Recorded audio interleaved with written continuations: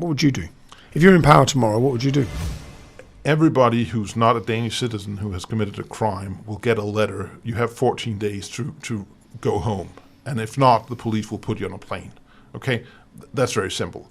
Anybody who's not a Danish citizen who is receiving public benefits will get a letter. You have 14 days to go home.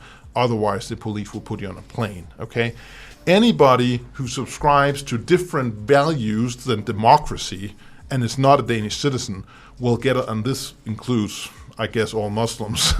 How would you distinguish who? So because I keep looking for what is the solution for Europe, what's going to be the solution in France, what's it going to be for us?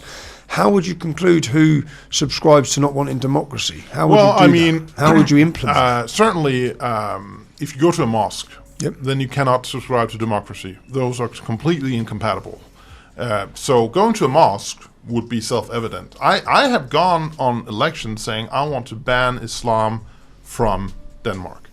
And how can you do that? Well, certainly to publicly ban Islam, like de facto, there are two ways to go. You ban Sharia?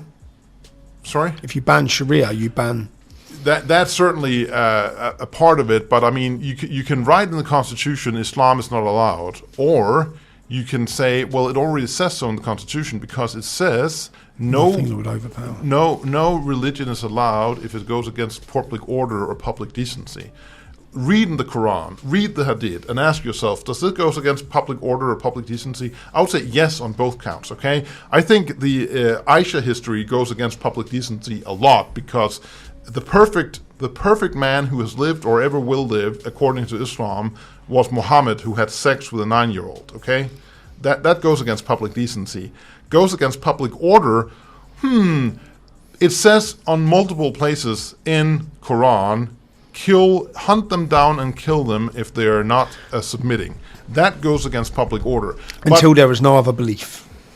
Yeah, well, I mean, then they should rip that page out of the Quran. And they're not going to do that because, of course, that's a lie. It is their belief.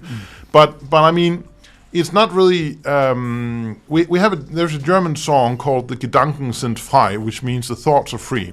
So I'm not really going to stop anybody from thinking that they're a Muslim in Denmark. Who can stop that?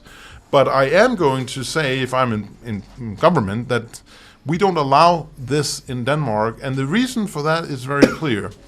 That whenever we have a country which is non-Muslim and Muslim enters, Islam enters, and eventually it becomes Muslim, and we don't want that. And why is that? Well, let's see. No country has ever been safer or freer or more harmonious of Islam. Never happened, okay? Never happened. But what has happened is that a lot of countries that were something else are now Islam. Lebanon, Turkey. Entire North Africa, yeah. Afghanistan was Buddhist, Pakistan was Hindu. So we have all those examples. And I'm like, okay, well, the counter-argument is this. Just because it has never happened doesn't mean that it cannot happen. Okay, well, that's a logical argument I can accept, that the fact that it never happened doesn't mean that it cannot happen, but... Let's not experiment with our country.